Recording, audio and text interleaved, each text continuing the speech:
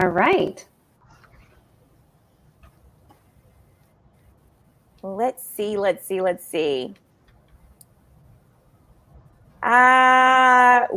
looks like, okay, so we are live on all of our platforms for Facebook and on our YouTube link as well too. It looks like the LinkedIn live might be having an issue. So anyone who might be trying to log in from the LinkedIn page might be having some issues. So ladies, if you have anyone that's going to be part of the stream, if you can make sure that they go to the Women on the Rise International Facebook page or that YouTube link.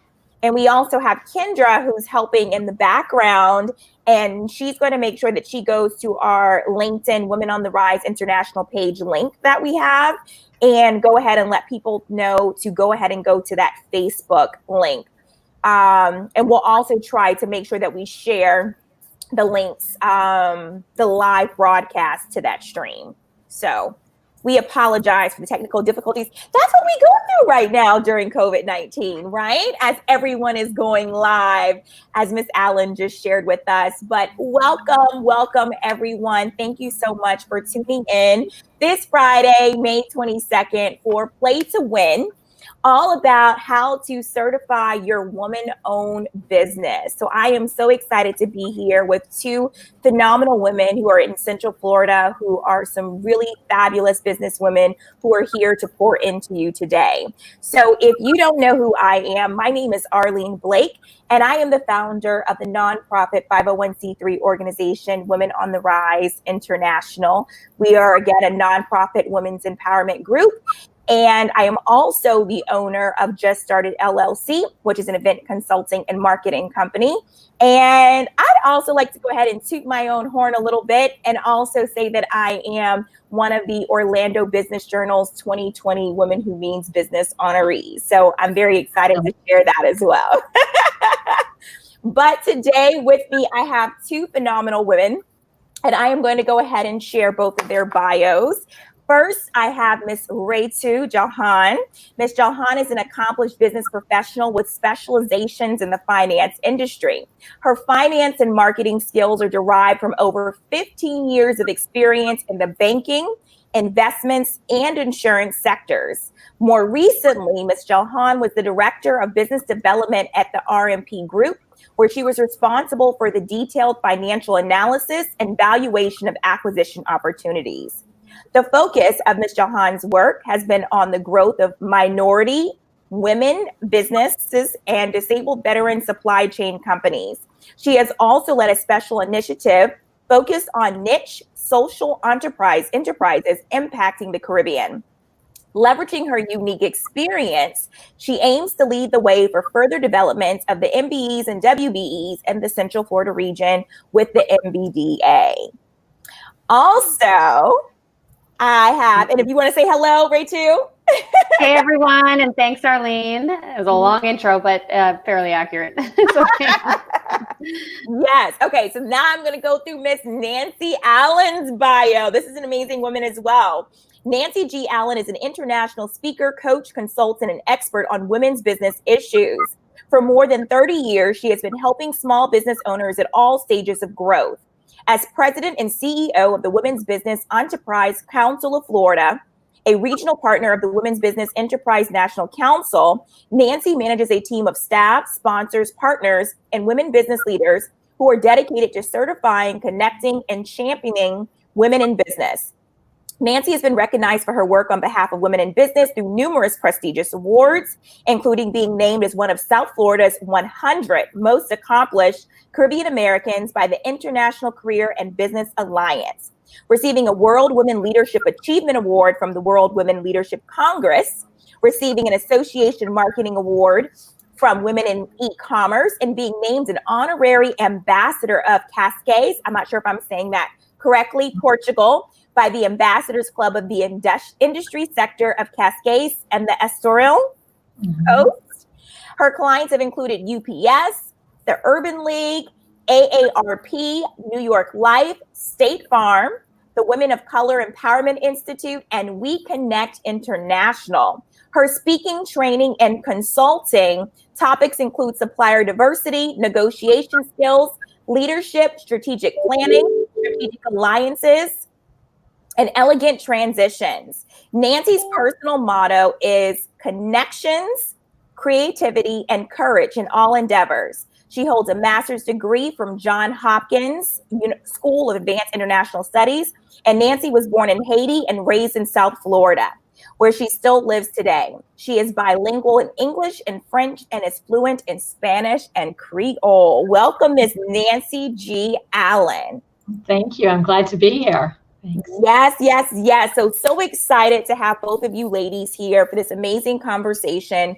I know during COVID-19, there have been many businesses that have had different issues that have come up with trying to make sure that they're able to be sustainable during this time. And it has led a lot of people to try to look into opportunities where they might be able to reevaluate their business plan and figure out different ways that they can be more sustainable and land different opportunities. So this is the perfect time for us to have this conversation about the importance of having a certified women-owned business.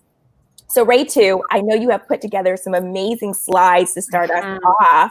So if you have that ready, I am going to go ahead and share your screen. All right, let me go ahead and add that into the stream here.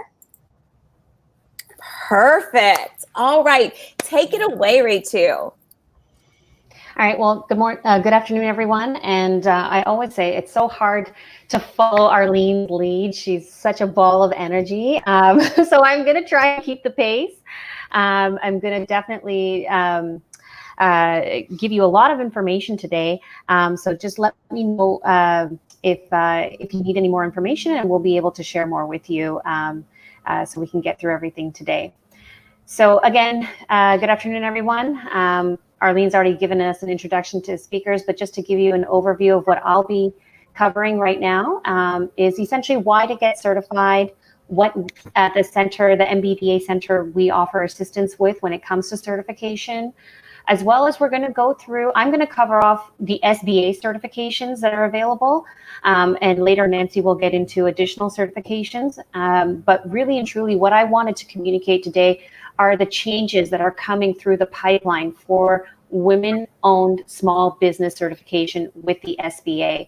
It's important that if you are a woman-owned small business that's currently operating right now, or is even thinking of getting your legs grounded and laying the foundation for your business, that you understand the changes that are coming in the pipeline for certifying a woman-owned business with the SBA.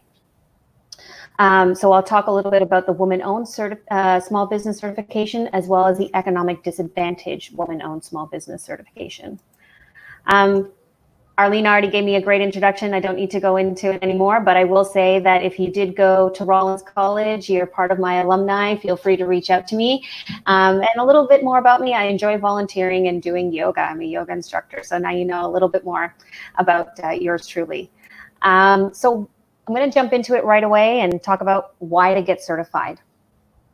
Many of you have been operating your businesses, looking for ways to grow and seeing new opportunities that are out there. So getting a certification such as a woman-owned small business certification allows you to access new networks. It also increases your opportunities with Fortune 500 and government agencies. A lot of Fortune 500 companies, especially retailers, have a huge push to get more women products on their shelves.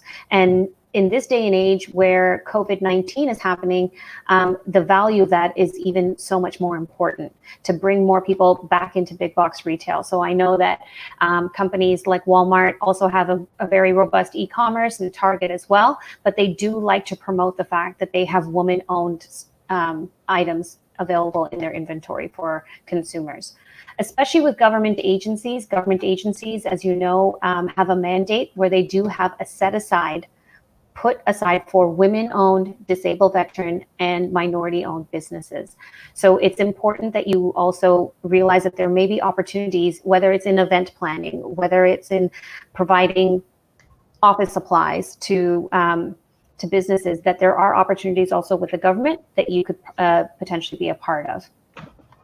Furthermore, it allows you to have more exposure to international groups to collaborate with. I know that there's a number of businesses that were looking to gain access to US opportunities and vice versa. And so there's been opportunities to do joint ventures in that space.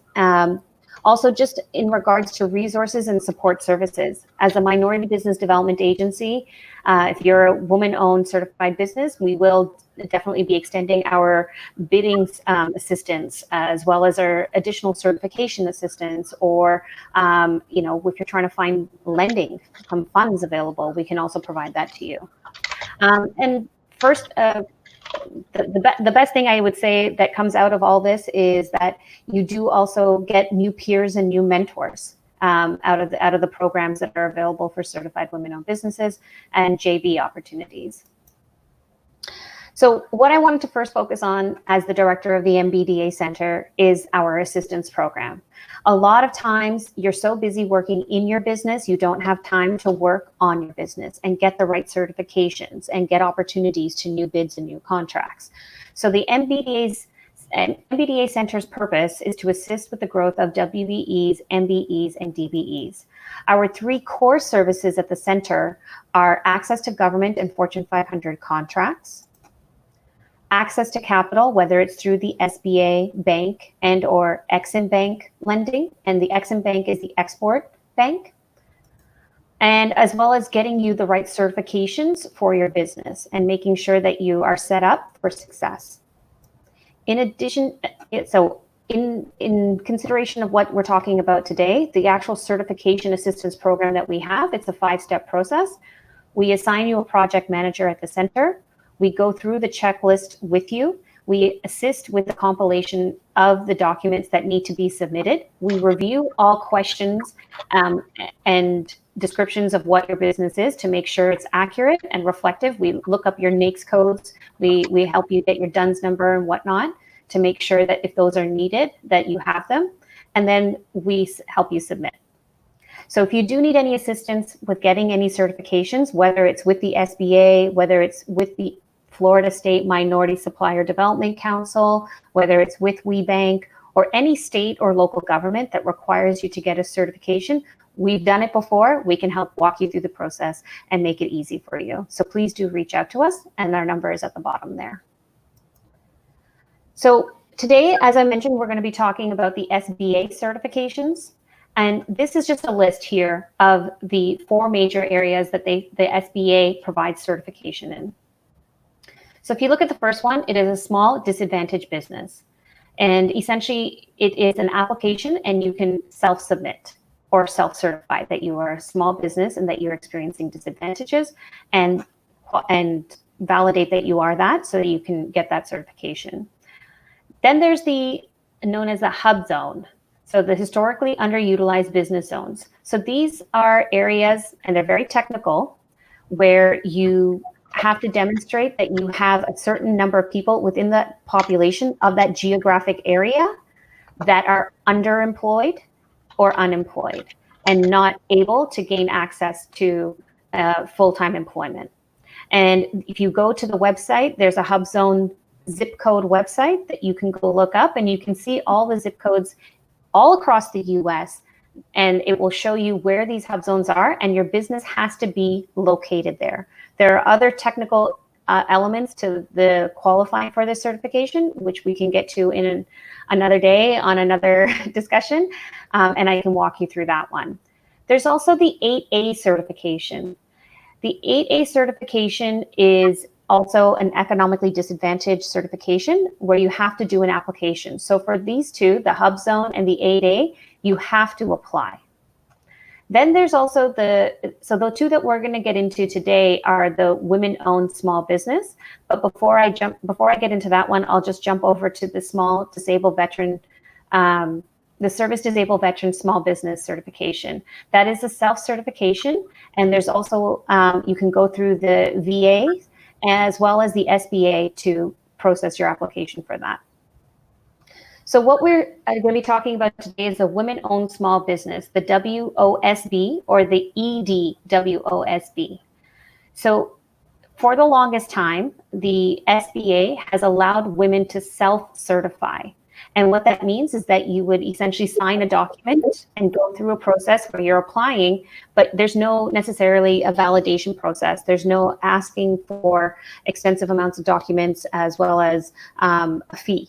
So now at this point in time and at this juncture, before I believe July 15th, you will be able to self-certify. You don't need to go and submit a application which needs to quote unquote be reviewed for this certification.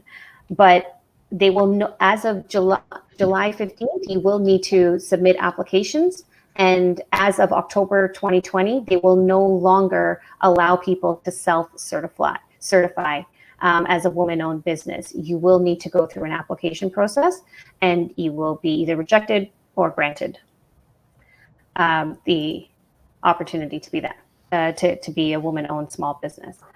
So there are additional certifications. Like I said, this is just the list of SBA certifications that are out there. Nancy will cover the non-SBA ones later. So I bet you're wondering, what does it mean to be a woman-owned small business? And what are the requirements? So to qualify for a WOSB self-certification at this point, you need to meet the following requirements. You need to meet the small business size and standards for your NAICS code. So construction has a very different threshold than event services or office supply companies.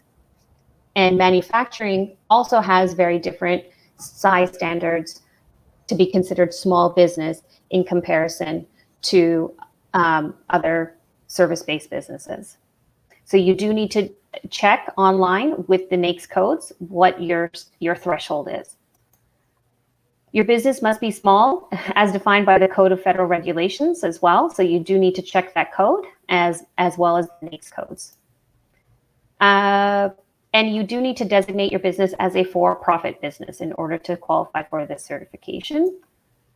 And you must be primarily operating in the US. You can have locations overseas. I know that there's a number of people who are from the Caribbean, Latin America. They started their business here, migrated to the US, opened up another location, but the primary business should be operating in the US.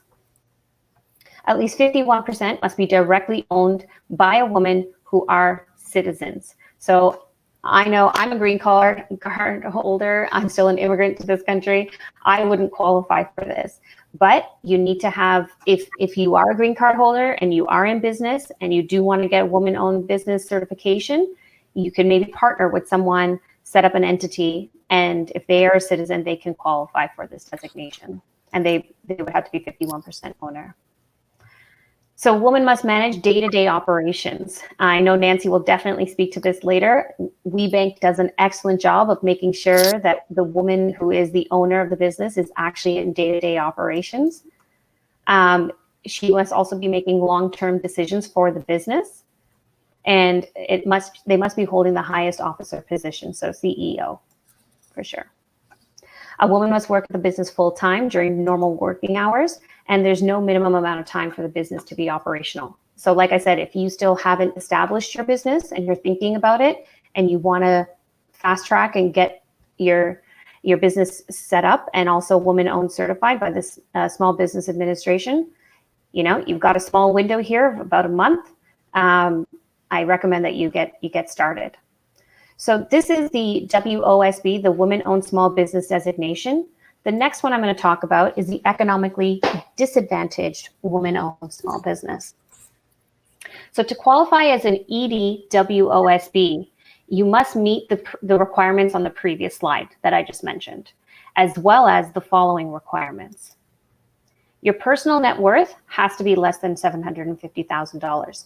And that $750,000 is actually excluding the value of your primary business, as well as your primary personal residence. Okay, and it says income from LLC or S Corp that was reinvested. Yes, so in terms of the income as well that you gain from that, okay, well, actually, hold on a second. Okay, so the taxes of the business, the income disparity needs to be matched in between there to make sure that it's less than $750,000 as well. And your retirement accounts will be excluded as well. So adjusted net gross income over the last 3 years is $350,000 or less, as well as the fair market value of all your assets is $6 million or less. So meaning that your house, the value of your business, and your retirement accounts needs to be less than that as well. All right, so in regards to the upcoming changes and improvements, so starting on July 15th, as I mentioned, the certification process for women-owned small business and WOSB will begin to change. And effective October 15th, 2020, the self-certification will no longer be available. You will have to certify through the SBA's new online certification process or through a third-party certifier such as WeBank. And at this point in time, I know that Nancy will be talking about their certification process, but are we going to take questions now? Yes, and we do have it shared in the bottom. If any of you have any questions, please do share those questions in the comments. We will be able to see those. Additionally, I wanted to ask a couple of questions. Maybe this might spark some questions for some others. I see Diane said, thanks for keeping us up to date, Ray, too. So that was awesome. And then I did see someone said earlier, what about South Florida? As far as how some of this might apply to them down there as well. So hi from South Florida. So how this applies, it's across the US. There's no section of the state or the country. The SBA is the Small Business Administration that is a federal organization that has locations all across the US. This change is happening across the board with all women-owned businesses. So those who have chosen to register with, you have to register with SAM, and you have to be, like I said, an operating LLC or S Corp that is 51% woman-owned, and it have to have operations primarily in the US. So yeah, if you're asking about the businesses in South Florida and if there's an MBDA office there, there is. It's in Miami. So the MBDA Orlando Center, as you can see from this last slide, is covering Central and North Florida. We do have a sister office in Miami that covers South Florida, and I can provide you with that information as well. Perfect. Thank you for that, Ray, too. We also have another Facebook user here who was asking what that NAICS number is, if you can explain that. Okay. So the NAIC number, it's a North American Industry Classification System. You can Google NAIC and it'll come up with their website, and it has a search bar. You put in your type of business into the search bar and it will come up with a code. So if, for example, you're manufacturing makeup, you would put in there makeup manufacturing or cosmetics manufacturing, and it'll give you a 6-digit code. That code tells you what industry you are in. That code is sort of your ID number for the type of industry that you are working in. Construction, there's a plethora of subsections. If you're in roofing, or if you're in flooring, or if you're in drywalling. So every industry has a code, and then there's subcodes underneath depending on the vastness of that industry and the nature of the work that's being done in it. Mm-hmm. So perfect. May I add that the NAICS code is used for searching. So corporations, the federal government, when they're searching for certain kinds of businesses, they look for your NAICS code. So it's really important that you get the code right so that you come up in their searches. Mm-hmm. That's great information. Thank you for adding that, Nancy. We have another person here. Let's see, as the questions are coming in. And thank you all for providing these awesome questions here. Let's see. So Danya says, so the advice is to get self-certified now prior to the July 15th change, correct? Is that what you're saying, Ray, too? Yeah, absolutely. Okay.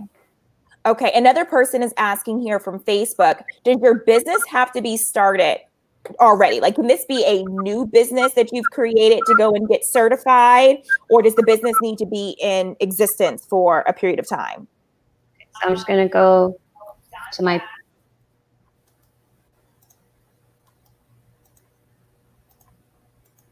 So I remember here, I think it was said that no minimum amount of time for the business to be operational. So if you went and registered a business on Sunbiz today and you wanted to certify as a woman-owned business doing catering even, and you wanted access to federal contracts or state government contracts for catering, you could go and set up your business today, and then after Memorial Day weekend, you could give me a call and say, hey, Ritu, I want to get my SBA self-certification done. So there's no minimum in revenues that you would need to have in order to get this certification. This is just validating that you're a woman-owned business, that you would have to have your bylaws together. You'd have to have your share certificate, your articles of incorporation. It needs to show that it's 51% owned by a woman who are citizens. Perfect. So this is just the verifying that, like, as you said, that it is a woman-owned business. Okay, let's see. We have some other questions that have come in as well, too. Will people who are now self-certified be grandfathered in or grandmothered in for a period of time? This is from Diane Sears. To my knowledge, if you're self-certified, you just have to keep and maintain your certification on an annual basis the way the SBA requires you to. I don't think you need to reapply if that's what you're asking. Okay, perfect. We have another Facebook user here that asks, is there a cost to certify your business with as a so woman? Right now, so right now with the SBA, it is free. But if you do want additional certifications through other organizations, third-party organizations, they do have a charge. So I know that WeBank does, and I know that Nancy will be discussing the WeBank certification, because just so you know, what I'm covering right now is just SBA, the Small Business Administration. The Small Business Administration is mainly for those businesses that are doing contracting with locals, federal and state governments, and want the classification of a small business. And this one is going to be small woman-owned business. However, WeBank does an excellent job of certifying businesses, and the SBA recognizes WeBank's woman-owned certification. And WeBank does an excellent job of putting businesses in touch with Fortune 500 companies and government agencies through their matchmaking sessions, their events that they put on, their national exhibition, and just the network that they've cultivated over the last few years. I apologize. They've been standing for 50 years. I think you had your 50-year anniversary last year or the year before. 21 years. 21 years. Fantastic. There was another question. Thank you, Ray, too. Another question that came from Danya. And what kind of help finding and winning government contracts is available once certification is complete? Is there additional assistance once you get that certification as a woman-owned business? Yes. At the MBDA Center, depending on your designate your NAICS code and the industry that you're in, we regularly send emails out to women-owned businesses as well as minority businesses, to say anybody who's in our database about the upcoming contracts with different counties, different government entities here in the state of Florida that are doing anything from construction to catering. So it all depends. Today, I just saw a bid for environmental education services, which was, and then I got off the phone earlier this morning with OCPS, the Orange County District School Board. So there's a plethora of opportunities out there. It all depends on what space that you're in. So Ray, too, and this is just me asking a question here, would you suggest then that if you're a woman-owned business, just go ahead and get certified, at least so that you would be able to see opportunities that may come up, because you may never know whether your business would fit into one of these categories or opportunities? Would that be something that you would suggest? Absolutely. I think that certification is like a driver's license. You don't have to drive after, but it's good to have one. And I like that. It validates, it validates what you are and the entity that you are, and it may introduce you to new opportunities. So why not?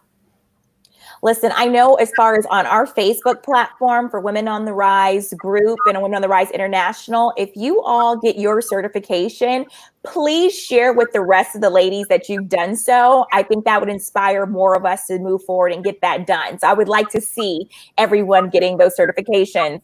Also, LaTanya Pouncey, she says, thank you for the info. How long does the SBA certification last? The woman-owned certification. So as long as your business is compliant, so in the sense that as long as you have registered it and it's with SunBiz, it has all of its documents current, because at any point in time, the SBA can come and request more information to validate you as a woman-owned business. If your business structure change, if you bring on an investor and that investor is not a woman-owned, is not a woman, and you get capital from, some investors that are not women, then your percentage ownership has changed. Your certification as a woman-owned business will become invalid. But to my knowledge, it does automatically renew every year until you've either become too big for the certification, especially as the economically disadvantaged one. To my knowledge, with the economically disadvantaged one, as well as the 8A certification, you do have to submit your taxes every year to make sure that you're in compliance with the thresholds of not surpassing $750,000 in your net income or your net worth, sorry. Awesome. That's great information to provide as well, too. Thank you so much, Ray2. Let's see. We have some people who really love that driver's license reference. I think we have a couple of different people who have commented on that. So thank you for Ray2 for making that truly understandable for everyone that is participating. So I think, let's see, we have another question that has come through. Okay, so this person is saying also, what if you provide multiple services? How do you decide which of the NAICS codes or industries to assign yourself to, such as a coach, therapist who also provides presentations, book sales, etc.? So you have to think of this, if you provide multiple services under one business, if they are, I would say, complementary, you'd have to pick the one, in this case for SBA, you would have to pick the one that is most applicable to what you potentially would want to position yourself to the government for government contracts. Again, the SBA certification is to designate those small businesses that are mainly going to be going after contracts for local, state, and federal contracts, and to be designated as a small business, because each, just so you know, from a federal standpoint, whether it's the TSA, whether it's the DOD, any of the government departments have a mandate to do a certain volume of business with small businesses. So whether it's procuring pencils and pens and calculators for the office, they have to use a portion of their budget for small businesses. So they, like Nancy said, will go through a search and look up by NAICS codes for who's providing calculators and office supplies. And if that's what your business does, and that's a part of your business, you should know which part of your business is best utilized for government contracting and which ones you're going to be wanting to position yourself for government contracting. Perfect. That's the best advice I could provide you with. I don't know, Nancy, if you have any other suggestions. Well, WeBank allows you to select, I think, up to 5 different NAICS codes. So you can rank them in order, as Ritu has said, and you select a primary code, but you can also have secondary codes. So choose the ones that you think would be most appropriate. And again, you have to do your homework, right? So if you're in IT, the information technology industry, and you do software development, you do staffing, you do resale, depending on who your target market is for the kind of certification that you're going to get, put the one that is most important to you or for you as your primary, and then add the other ones as your secondary codes. Fantastic. Thank you so much for that. We have another question that has come in, and this person is asking, this is from Facebook. I am working my business, but I am also working as a full-time employee. Can I still get the women-owned certified business certification? So it did say that you have to be dedicating full-time hours to this business. So, you know, if you're clocking still 40 hours, then yes. But they won't give it to someone who's just putting in Part-time work. five hours. Right. Perfect. 5 hours a week. Thank you for explaining that. Also, we have Dania who said, are there some areas of opportunity you've noticed a gap in represented by women-owned businesses? What are some opportunities essentially that you see where a woman-owned business could really come in and maybe land some opportunities? I know for sure engineering, architecture, design, there's always a shortage of women in the space where, for example, the I-95, which is a federal highway, you know, they have, I don't know, somewhere upwards of a $300 million bid contract to restructure an off-ramp. And there was no women. There's one woman who, you know, was qualified WOSB, that was a civil engineer, you know, who was eligible for it. But aside from her, there was no other representation. Oftentimes also in engineering for technology, huge gap. Nancy, did you want to add some areas that you may know of? Sure. So the WOSB program certifies in 84 primary areas, right? Those are 84 areas where the federal government has identified that there are no or very few women-owned small businesses. So if you go onto the website and you look at those 84 categories, if you fit in one of those 84 categories, good for you, right? Because there you would have some opportunities.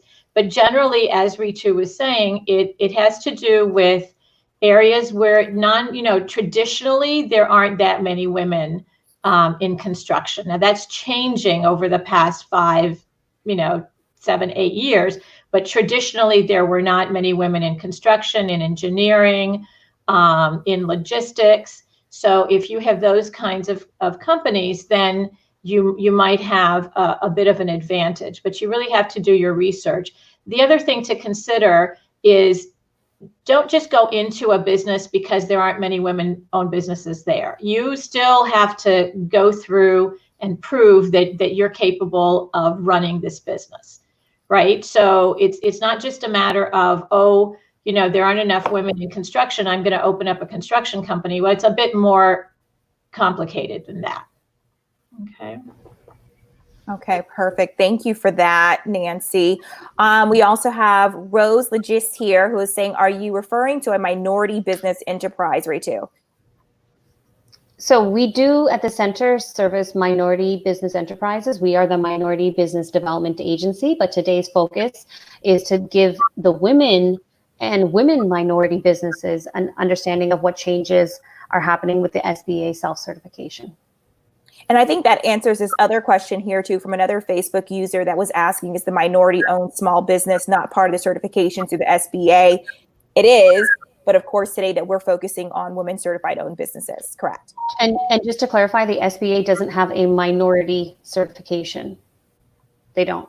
They have economically disadvantaged women, disabled veteran, a hub zone, and just a general small business, but there's no minority classification from an ethnic standpoint there. There's just gender, disabled veteran, hub zone, and then your economic disadvantage level. Okay. Now, the minority-owned business certification, where does that come through? Because there is a certification, maybe just somewhere else. Where do they find that? That's what the FSMSDC, the Florida State Minority Supplier Development Council, as well as some states and some counties also have their own minority certification as well. Like you can get one from the Department of Management Services at the state level of Florida, a minority certification with them.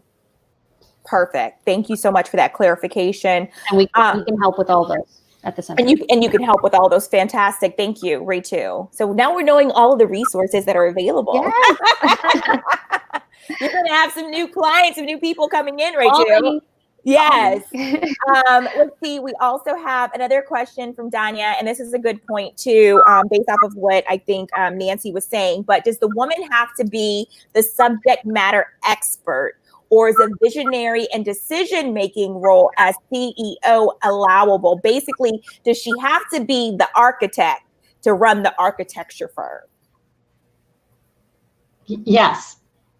Okay. Yes, she has to be a subject matter expert in certain industries. Architecture is one of those industries where you have to have a license to operate as an architect, right? But construction, you should have the general contractor's license.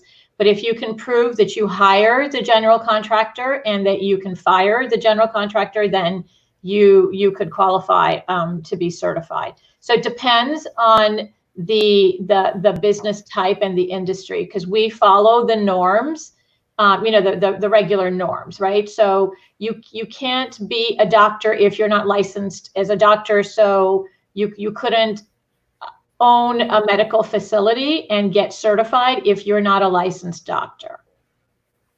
I don't know if that makes sense to everybody.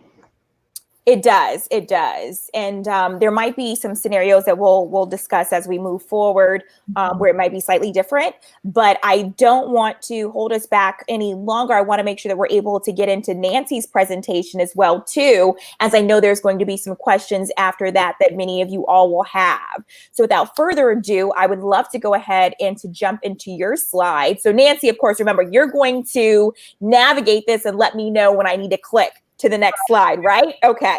Yes. So let me go ahead.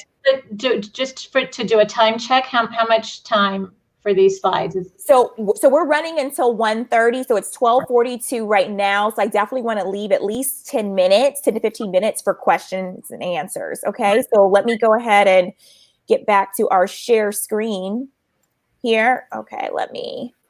I'm going to remove that. Here we go. Ta-da! All right. You can go ahead and move. The gist of this presentation is to help you understand the tools, right? So I'm Nancy Allen, and thank you so much, Arlene, for that great introduction. And what I want you to take away, if you don't take anything else away from this presentation, is that certification is a tool. But to work that tool, you have to be able to build some relationships, okay? So it's all about building relationships once you're certified as a woman-owned business, okay? So throughout the presentation, I'll be talking about how to build those relationships when and give you some pointers on that as well. So you can go ahead and move to the next slide. Yeah, so if in the chat or in the comments, you can just tell us a little bit about who you are, your name, your business, and how long you've been in business. That sometimes can help us with answering your questions and also give you an opportunity to do a little bit of networking. Okay, next slide. So what we're going to cover today is why you should get certified. Ritu did a great job of giving some background on that. The types of certification, she also touched on those. I'll spend some time on the certification process. I'll share some success stories with you, and then we'll look at beyond COVID-19, how you can pivot your business or look at some new opportunities for business growth and development beyond COVID-19. All right, so next. So Ritu gave a bit of the history of supplier diversity. The important thing to remember here is that the purpose of supplier diversity is really to level the playing field. So for many, many years, people who had access to some major contracts with the federal government, with corporations, with local government, they were mostly men and mostly Caucasian men. So supplier diversity are programs that are established to make sure that we have a more level playing field. and that women and minorities have access to bidding opportunities. Major corporations and the federal government and local government agencies are really keen on and they're committed to providing these opportunities. And if for no other reason than the fact that 85% of the buying decisions in this country are made by women, these corporations and the federal government want to be able to say, we provide opportunities for women-owned businesses to do business with us, to provide us with supplies and products and services.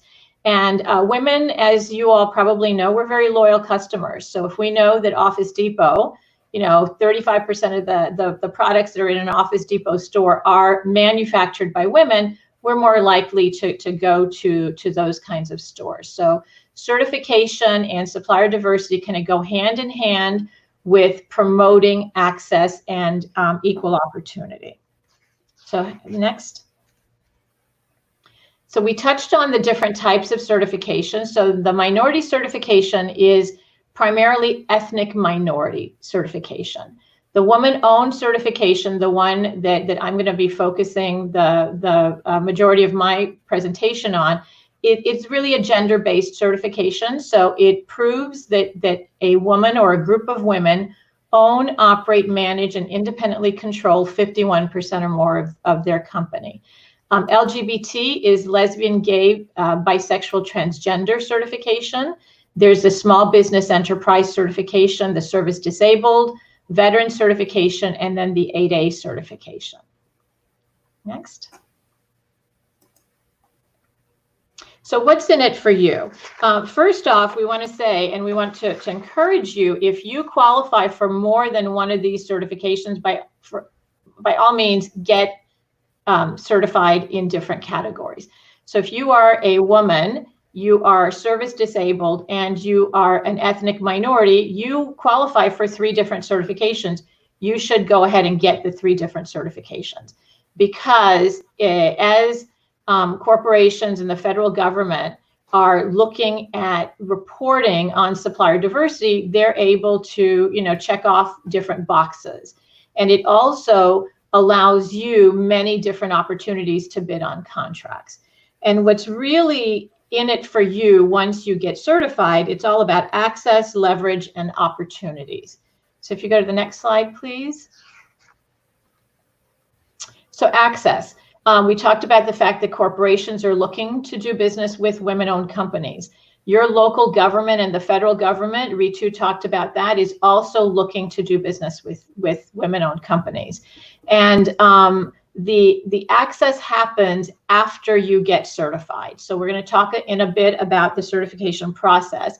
But once you're certified, as Ritu said, I love the analogy of the driver's license. You have that driver's license, and if you don't ever want to drive, you keep it in your pocket, right?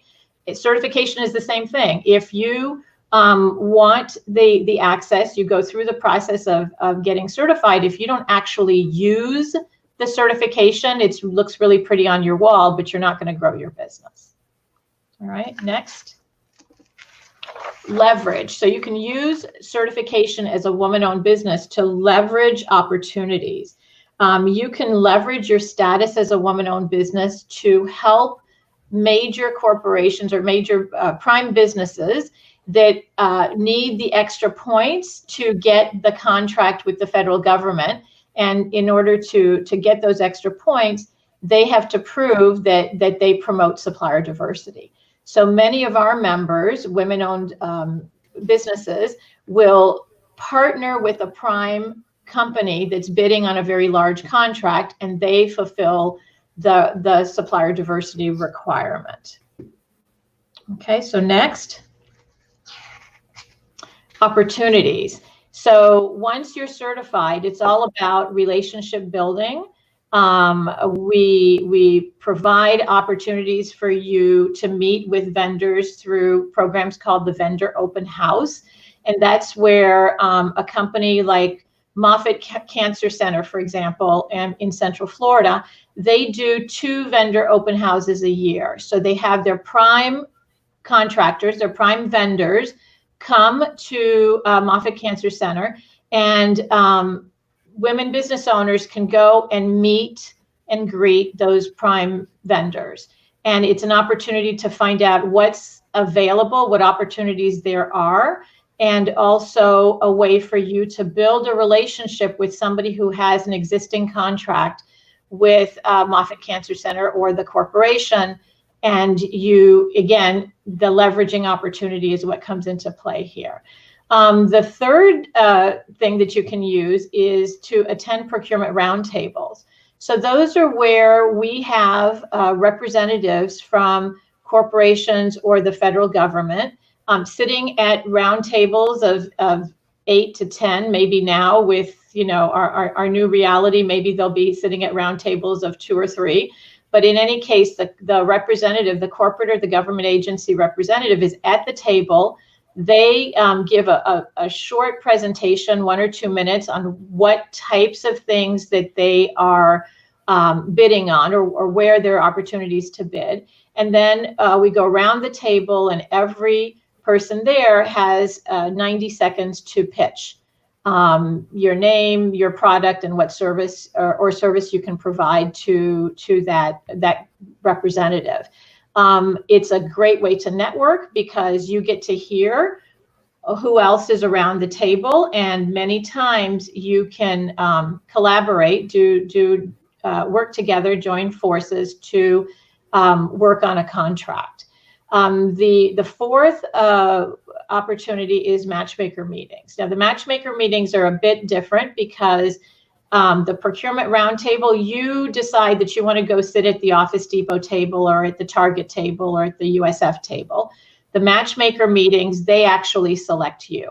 So you submit your capability statement or a profile, some kind of application, and then the corporate representatives go and select to meet with you. And so we always tell our members that if you get selected for a matchmaker meeting, that's a really good thing, because there's something about your company, your product, your service that they are interested in exploring more about.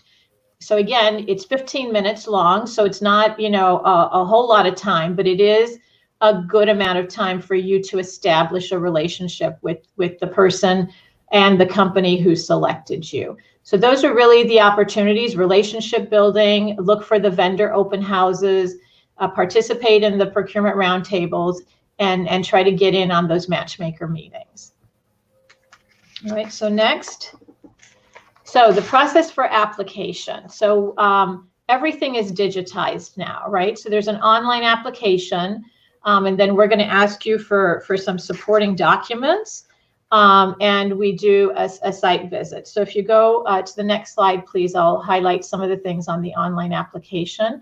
So it's just an application form. So your name and contact information, your business codes. We spoke earlier about the NAICS codes. This is where that would come in play. On the WeBank system, and I think on most of the application systems, when it comes to the NAICS or business codes, you just start typing your company or your product or service if you don't know your code, and a drop-down menu will appear that gives you the different codes for the different categories. So again, before you start the application, try to do some research on which code you're going to look for. And as Ritu said, you can, you know, you're applying for the main category code, right? But you can have some secondary codes as well. And then we're going to ask for some ownership information, and that's where we start to do our due diligence as a third-party certifier. WeBank is a third-party certifier for corporations, for corporate contracts, and also through the SBA for the WOSB program. So there, we're going to ask you to prove that you own, operate, manage, and independently control 51% or more of your business. That starts with the application. So the next slide are the supporting documents that you have to provide. So, you know, it is sometimes a real big shock to people that they have to provide us with 25 to 30 supporting documents, depending on how their business is registered with the state. As Ritu mentioned, WeBank follows the same process. You don't have to be in operation for 3 years or 5 years or even 10 years. You do have to be legally established and legally registered with your state. And then depending on the type of company, if you're a sole proprietor, you have less documents to provide than if you're a corporation. But just know that it's going to be a lot of documents. So we're going to be looking at 3 years worth of tax returns, W-2 forms for the employees. We look at your bylaws because we want to see how you operate. Is the title president, is that the highest title within the company? Sometimes, someone will apply and she puts that she's the owner of the company as her title. And then when we look at her bylaws, there is no definition or description for owner. Mm-hmm. And then if unfortunately a male partner is the president, so she's the owner, he's the president, she owns 51%, he owns 49%, but the fact that within the bylaws we don't see the title owner, we go by who the president is. So it causes some problems. So you want to really be careful that your internal documents really reflect your title correctly. We look at the articles of incorporation, any management agreements you have, annual meeting minutes. We always get a question about this with our sole proprietors. What am I supposed to do? Hold a meeting with myself? Well, yes, the answer is yes. You hold a meeting with yourself and you say, on this date, I'm doing my annual meeting minutes. I own 100% of the stock, and this is, what my company does. Because we could tell you stories that would curl your hair about, trusted employees who tried to take somebody's business because they didn't have all their I's dotted and their T's crossed, right? Wow. So you do have to make sure that your business is operating legally. And if you're incorporated, there are about 30 documents that you should have in your possession to prove that your business is operating and safe for you to operate as the owner. The bank signature card here, we're verifying, do you as the primary owner of this company have access to sign the checks? The stock certificates, we look at the stock certificates themselves as well as the stock transfer ledgers, because that gives a history of ownership. So for example, let's say that you start your company, you are 100% owner. So there's one stock certificate that's issued, that's, stock certificate number 1, and it has your name on it. Over the course of a couple of years, you decide you want to take on an investor. Then you issue stock certificate number 2 for, let's say, 20% of the stock. So your stock transfer ledger is on the back of your stock certificate. You're going to say, I, Nancy Allen, sold to Joseph Allen 20% of the shares of my company. He now has stock certificate number 2, and you're going to have stock certificate number 3 that shows 20% minus the 100. So now I have 80 shares and he has 20. So that's what the transfer ledger gives us an idea of ownership throughout the history of the company. Okay, so those are just some of the documents. And if you go to webank.org, WBENC.org, or you can go to our website, webankflorida.org, and you can get the list of all of the documents that you're going to need to apply for certification. And I always say it's best to kind of print that out, make sure you have everything, so that when you start the application, you're not stopping and starting because you're looking for this or looking for that. Okay, and the other kind of good news is all of the major certification organizations ask for the same types of documents and information. So if you're applying for national certification, it's going to be these same documents and the same questions you're going to be answering for on the application form. But the same thing with your city or county or state government. They're going to be asking you for the same type of information. Okay. Perfect. So next. So as a third-party certifier, an integral part of our process is a site visit. And that's where we really catch the fraud, is at the site visit, because you can make anything up in paper and submit that to us and put anything you want in the application. But when we actually go visit your place of operation, we interview the business owner. And we will ask you some of the basic questions that you told us in the application. We'll pull some documents to verify that they're correct. And the site visit, it's the majority owner. So if it's one woman who owns 51%, then we meet with the woman owner, not the minority partners. If it's a group of women that own the 51%, then we will meet at the same time with the group. Okay, and we, as I said, will ask the questions. The person who is doing the site visit has not seen your application or your supporting documents. So it's an independent set of eyes asking you the question and the questions. And as I said, that's where we catch fraud, where, you know, the person we're interviewing really is there in name only and cannot provide us with some information. So we, at that point, can deny the application for certification, right? If you have a home-based business, there's no need to worry. We have a lot of home-based businesses. You will know who's coming. We do the site visit on a mutually agreed upon time. And my office will let you know who's coming, at what time, and on what date.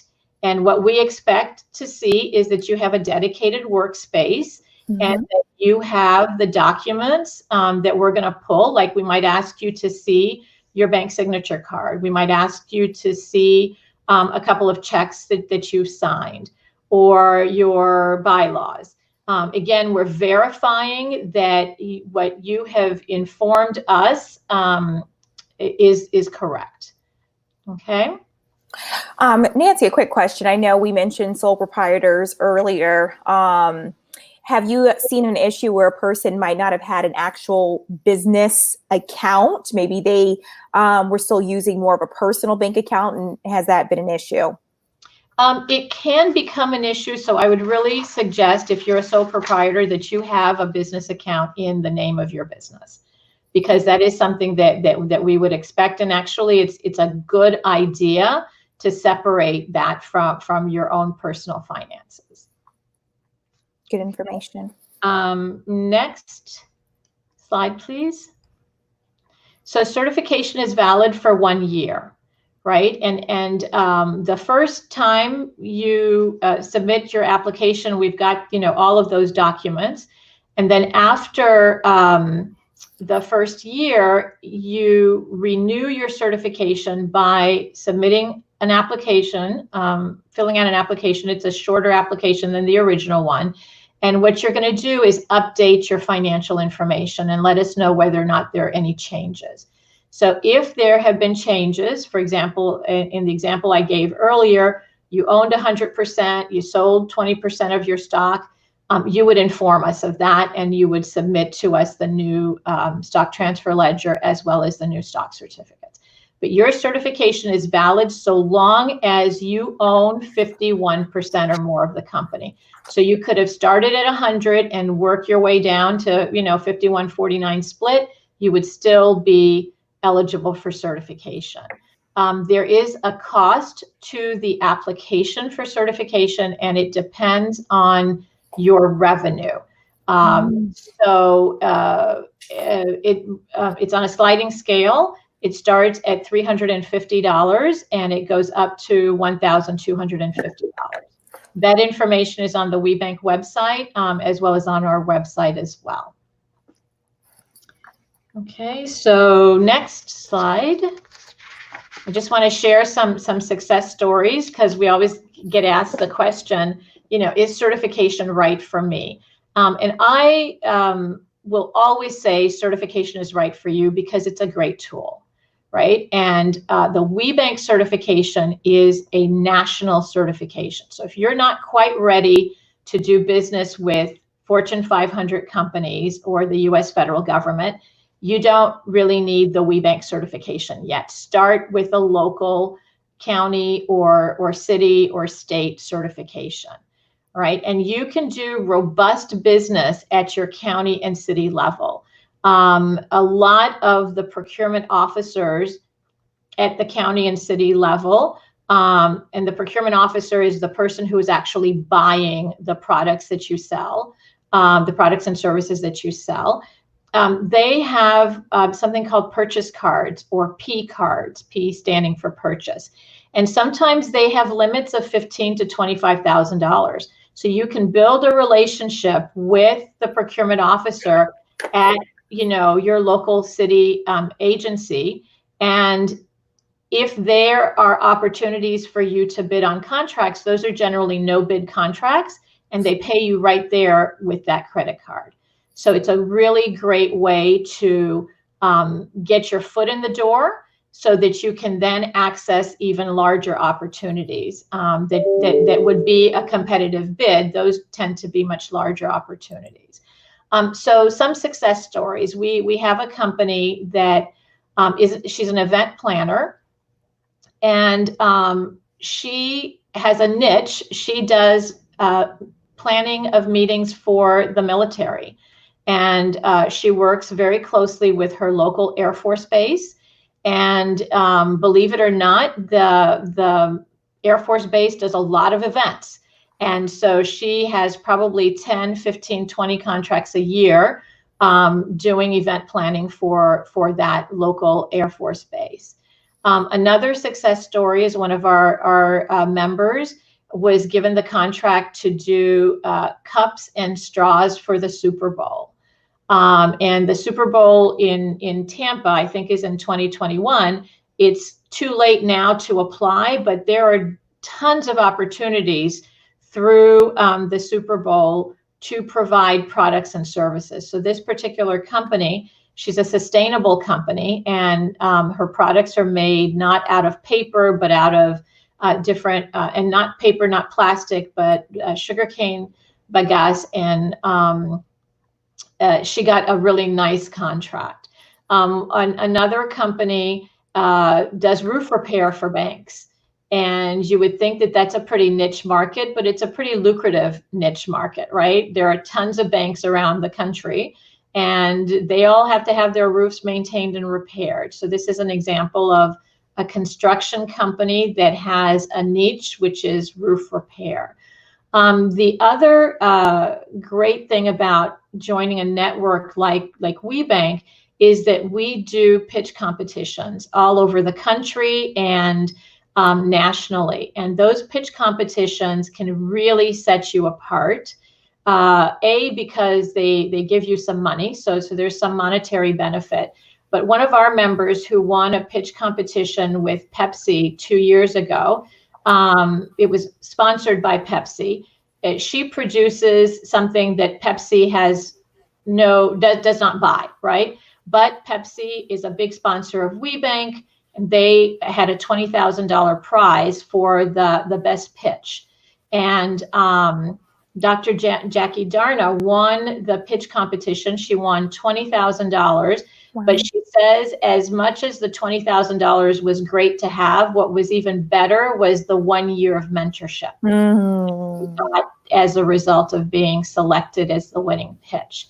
And that mentorship helped her through marketing, through strategic planning, and they invited her to meet with people all over the Pepsi network and outside the Pepsi network. And she was able to grow her business about tenfold as a result of winning this competition. So again, you can get that driver's license and put it in your pocket and not do anything with it. You can get our certificate, hang it on the wall. It's very pretty, but it's not going to do anything for you if you're not working on building relationships. Okay, and next slide is beyond COVID-19. So, we're in a different world now, and our more successful business owners are looking beyond the next 6 months. what is it going to take to get employees back into corporate offices? What supplies are they going to need? What redesign of office and the way we work? If you're in a business where you can pivot towards that as a service provider or a products provider, now is the time to be really looking beyond COVID-19. And WeBank and WeBank Florida, we've got tons of resources on both of our websites that can help you manage this transition now and also start looking beyond. Okay, so the next slide is, I think, is a recap.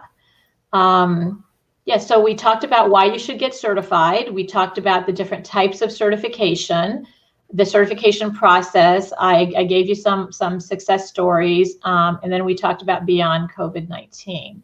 And the sign I'm holding, the Make Allies and Believers, again, keep in mind that it's really all about relationship building, right? People do business with people they know, they like, and they trust. And you cannot get someone to know you, to like you, and trust you if you're not out there promoting your business. Fantastic. That goes right in line with a post that we had on all of our social media pages here today, that if you're not spending at least 5% of your day trying to build relationships, then you're doing something wrong, right? So that definitely falls right in line with that. Thank you so much, Nancy. And of course, there's been a ton of questions that have come through from the start of your presentation to now. Okay. Please still keep those questions coming. We have about 17 minutes left. But thank you for, go ahead. Sorry, just wanted to say, for all of you that are listening, I have been watching in admiration Nancy's work for probably the last 7 to 8 years, ever since I met her at WeBank National Conference, which was held in Orlando when I was still doing my MBA. Both her and Diane Sears do an excellent job of connecting women and Fortune 500 companies to the right opportunities to match. So the pitch competition that she spoke about, as well as just the caliber of relationships that they are able to cultivate through their network, is phenomenal. So hats off to Nancy and Diane and the whole WeBank team for doing an excellent job of connecting and amplifying women businesses. You guys are great. Thank you. That's very kind of you. Thank you. Yes, thank you for that too, Ritu. And there was a comment that came from Maria Caballero on Facebook, and she says, if I have a woman-owned certified business certification from the SBA, can I also apply for the WeBank? Are they the same? They are two different things. And actually, since WeBank is a third-party certifier for WOSB, you would get third-party designated certification for the WOSB. So remember, Ritu mentioned that they're changing the program. They're going to move from self-certification to third-party certification. If you get WeBank certified, we have proven beyond a shadow of a doubt that you own, operate, manage, and independently control 51% or more of your company. That's what the federal government is really looking for, right? So as you start the WeBank application, you have to let us know that you want to be considered for the third-party WOSB designation. Once we get you certified, then through my office, we verify those thresholds that Ritu had talked about, right? Because there are 84 categories in which you can get WOSB certified. Each one of those 84 categories has thresholds, but they're very large thresholds, right? So for example, a printing company, and don't quote me on this, I'm giving this to you by way of example, right? A printing company, the threshold might be you have less than 100 employees and you have revenue of less than $5 million. If you fit that threshold, then you could get WOSB certified to do printing, to bid on printing contracts with the federal government. So that code, that NAICS code, is really important at that point, as is the code that is on your tax return. Now, this is something that a lot of people don't pay attention to, but when you file your business taxes, on the top left-hand corner of the form, there's a very long code. that code, your accountant generally types that code in. That code indicates to the federal government that that's where you derive the majority of your income. So if that code, it's again, with a printing company, let's say that code says that you can do wrapping of buses or something, right? And that's where you derive the majority of your company. That's the code that we're going to use for your WOSB application. And if that's not the one that you want to use, then make sure that to change the code where it's applicable to where you get the most income from your company. Oh, that's good. That's good. I have another question for you as well. So I know there's been some talks about when you are part of some of the chambers locally that they might be able to either cover or reimburse you for your certification fees. Do you know that to be true? There are special instances where WeBank has a special relationship where the fees are reimbursed. Okay, so the business owner has to come up with the fee, and then once they get certified, the local chamber will reimburse the application fee. But again, just a cautionary tale, right? Okay. If you cannot afford the $350 to apply for WeBank certification might not be right for you at this time. Okay, start with your local county or city or public schools. Your local public school board buys everything from pencils to janitorial services to landscaping to event planning, everything that you can possibly imagine. You can go ahead and start there. The application is less expensive. It's going to ask you a lot of the same information, and it's a way for you to leverage your status as a woman-owned business. The WeBank certification is if you are interested in working with national corporations and the U.S. federal government. So you have to have established credit. You have to be, in a position where you can travel to the events so that you can build those relationships. So if you're just starting out, maybe start out with a local certification as opposed to a national certification.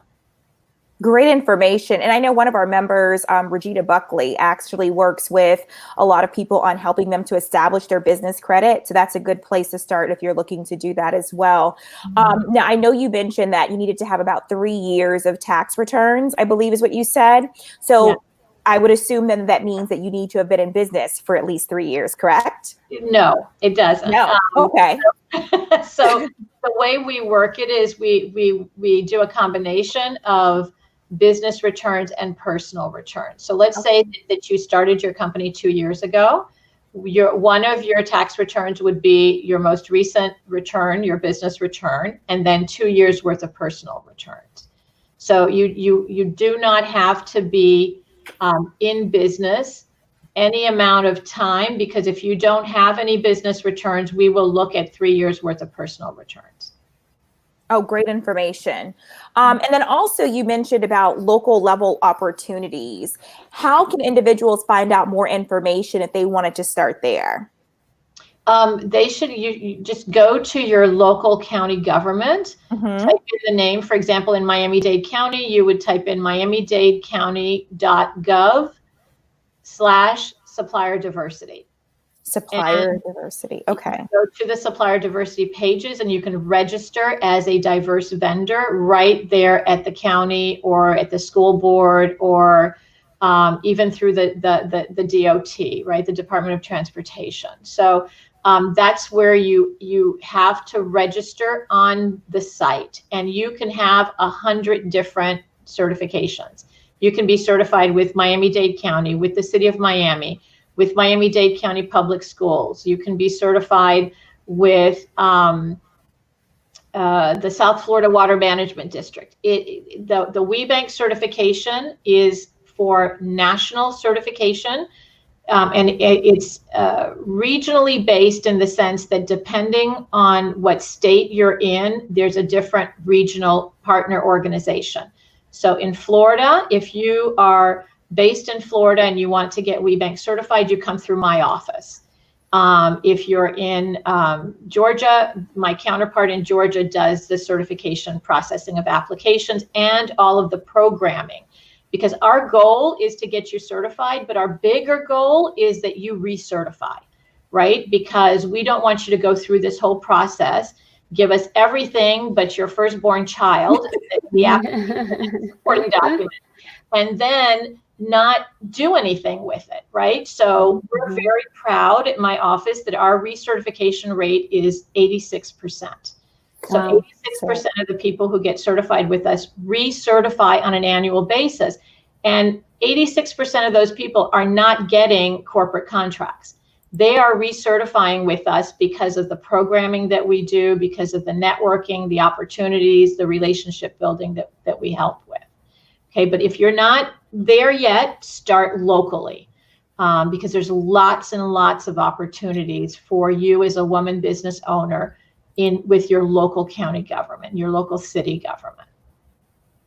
Fantastic. And I know there was a question that came up earlier as well, too. Are there opportunities for women in the financial services industry? Yes, there are. There are lots of opportunities, especially training opportunities, right? So you could go through a corporation and say that you can help their employees with budgeting. You can provide workshops and training on investments. So yes, there are opportunities. You just have to be smart about how you position your company and who your targets are. Fantastic. For people who may be in real estate, there's also, local government that are often looking for new offices for, licensing and their driver's license or whatever the case may be. And they are looking for commercial real estate agents all the time. And a lot of people that are in real estate don't see the value in getting certified, but it's worth it. Like I said, just like that license, going back to that license analogy. Yeah, and actually nationally, there's some really large companies that do relocation of employees. So that's, there are lots of opportunities there too in the real estate realm. Fantastic. Now, I know there are some individual companies that are out there that help individuals to assemble like their capability statements and things like that. Is that something that WeBank helps individuals to put together, or do individuals need to create that themselves, maybe by hiring one of those persons? How does that work?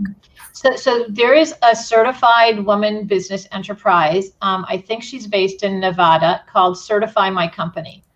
And she, for a fee, will help you get all of your paperwork in order. Okay. Then as far as capability statements, that's a really important thing that people kind of overlook. You need the capability statement in order to, it's like a bio or resume of your company, right? And we have programs that help you develop those. That's all part of what we give you as a benefit for being certified. We do lots of education and webinars, and writing a capability statement is one of those things that we help you with. Yeah, I know that FSMSDC and WeBank host workshops to help people put their capability statement together. The MBDA Center, similar to the lady in Nevada, once you become a member of the MBDA Center, we do assist with putting your capability statement together. And the new initiative that I started this year is that for certain companies at a certain level, they'll also get a video capability statement. So a 60-second video that will help them promote and amplify their organization. So that's one of the initiatives that I felt was much needed, because we're living in a virtual world. A video-based information is so much more palatable and absorbed so much easier when you watch, when you're seeing and hearing and listening to the accomplishments of those businesses. So we do that at the center as well. We help with the capability statements. I have 2 graphic designers and a copywriter who will help you create content if you need as well. Beautiful. Wow. And are there certain costs associated with using those programs that you all have? Depending on the amount of work that needs to be done, right? Like if you already have your content and you need layout and graphic design, it's obviously, something that's that I would put as part of your membership fee, your annual membership fee. I said, okay, you know what, we will allocate X amount of dollars from your membership fee towards paying the graphic designer for this. But if you actually need copy and you're not the one that's going to be writing the content, and we have to send somebody to do some research and sit with you at your office, understand the nature of your business, then yes, that will cost.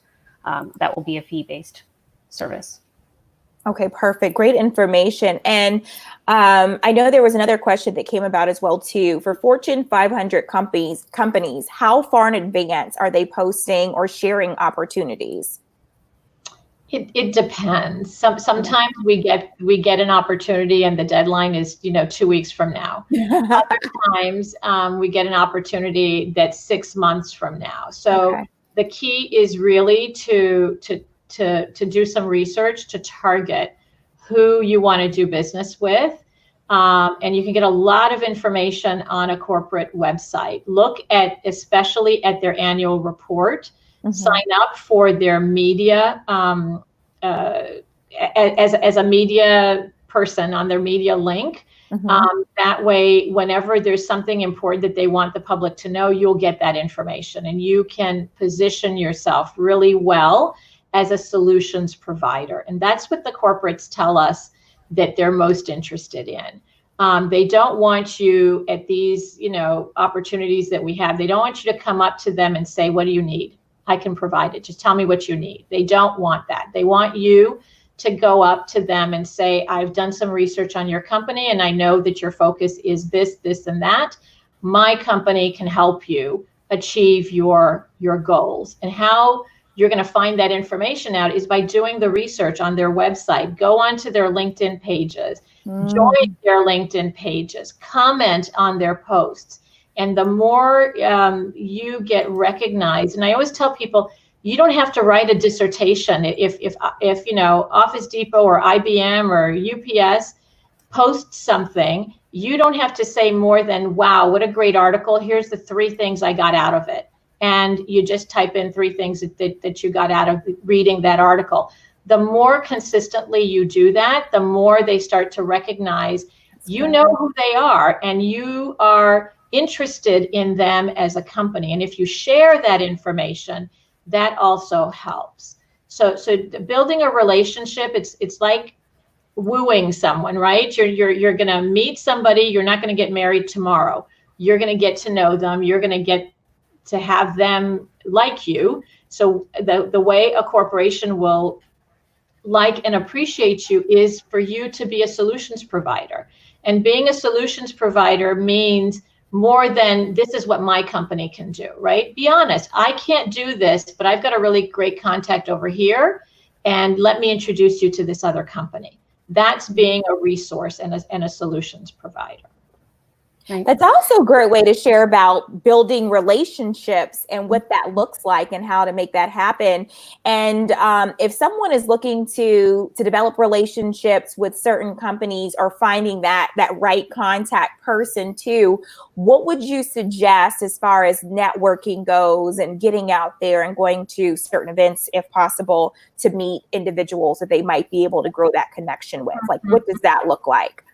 Yeah, it looks like being intentional, right? And it looks like being strategic. So, we don't know what the world is going to look like as far as large meetings are concerned. But let's say that we go back to how it was in the past, right? And WeBank does 2 major events a year, one in March and one in June. The March event is a bit smaller. The June event, 5,000 people attend the June event.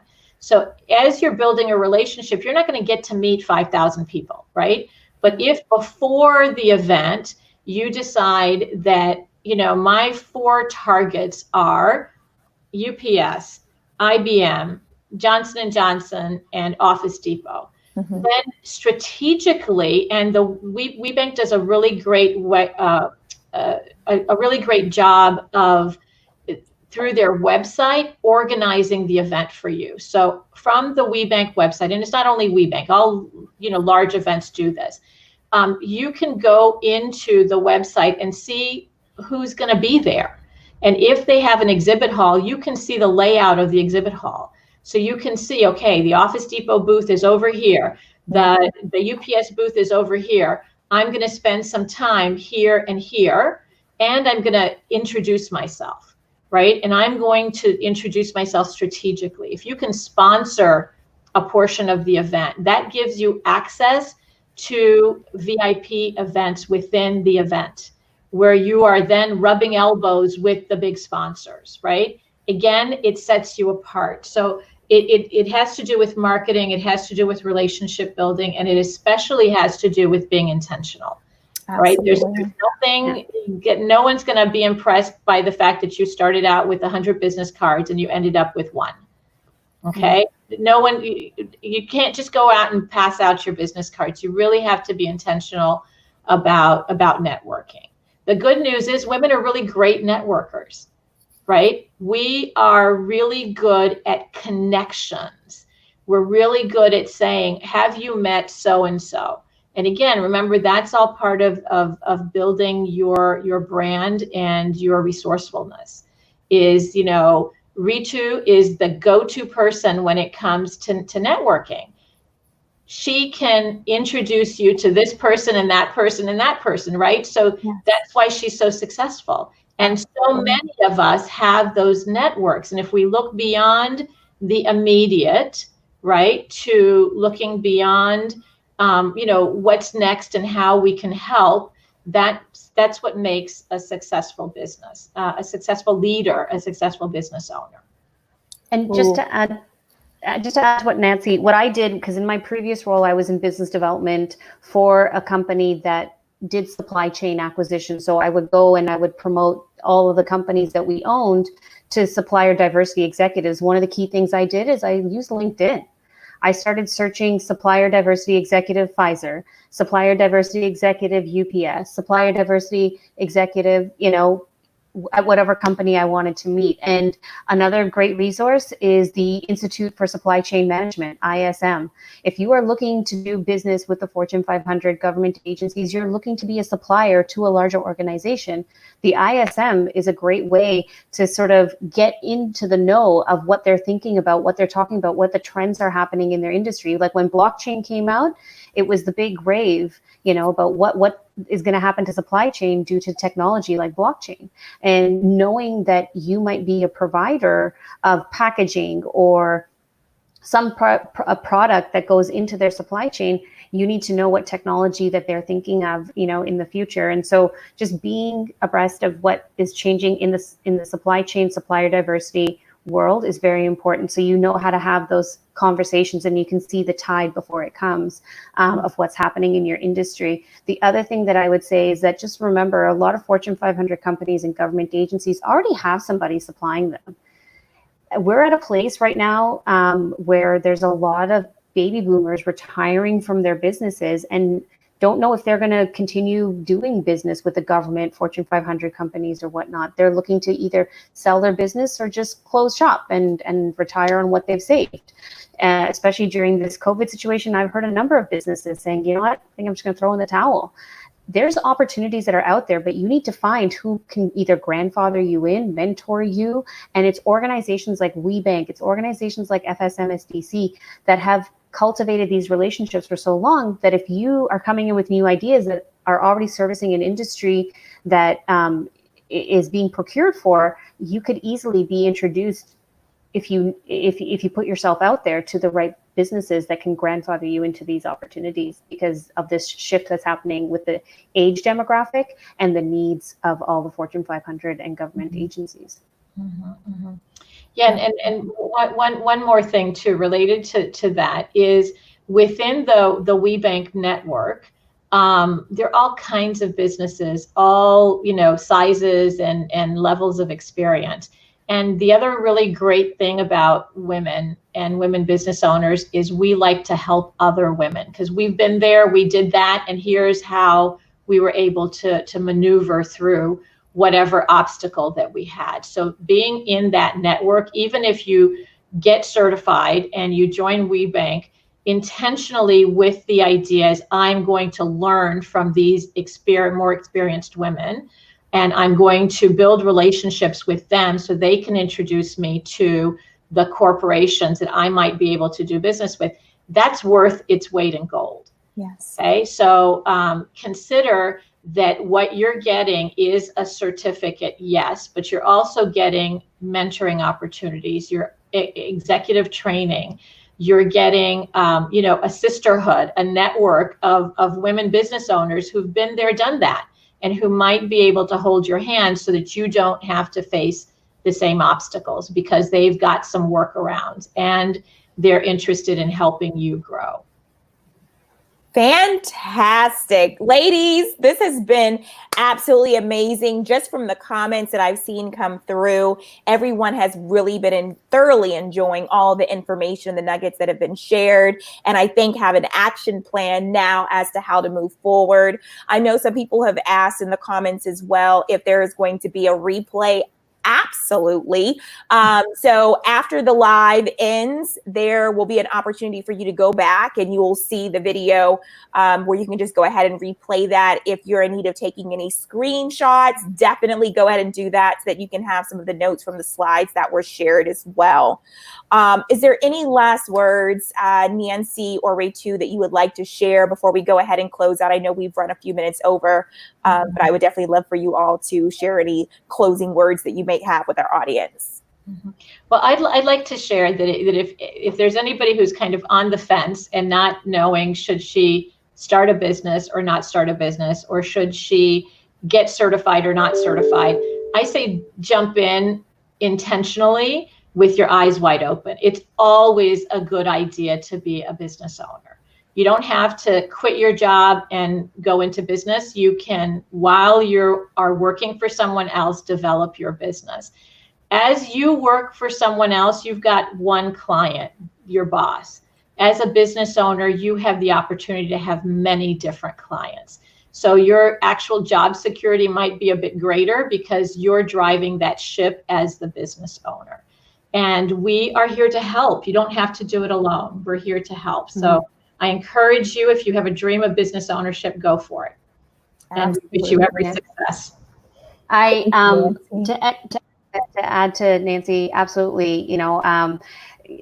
If there's no better time than now, just do it. In the words of Nike, right? Like you gotta take that plunge. But I will say that we are a resource for all of you. I said this when I was helping with the Women's Business Center in Orlando. We venture that I find that men are great at giving advice, but women will take you by the hand. Like other women business owners will take you by the hand and connect you right away. They'll, like I said, Nancy's like, have you met Ritu? She's great at networking. Have you met this person? I'm for, let me connect you and you take it from there. Show me you can run. And so we are a resource center for you. We are connectors for you. Nancy, like I said, I've been admiring her work for the past 7-8 years. And I'm glad that I'm in a position now where I can leverage my network and resources to help more businesses. So please do give us a call. Reach out to us. We're here for you to assist you and guide you on this journey. So don't be afraid. Fantastic. Thank you again, ladies, for all of this great information. I hope you all enjoyed this live webinar. Until we meet again, I encourage all of you to enjoy at the best safe distancing way your Memorial Day weekend. That's coming up here. So be safe and thank you so much. Again, you can check back at the same place that you're at now after this broadcast ends to watch the replay. And also, again, my name is Arlene Blake, Women on the Rise International Incorporated. I hope you will also give our page a visit as well, too. We do have a dynamic sisterhood that is ready to be here to support you and serve you in any way that we can. Have a good weekend, everyone.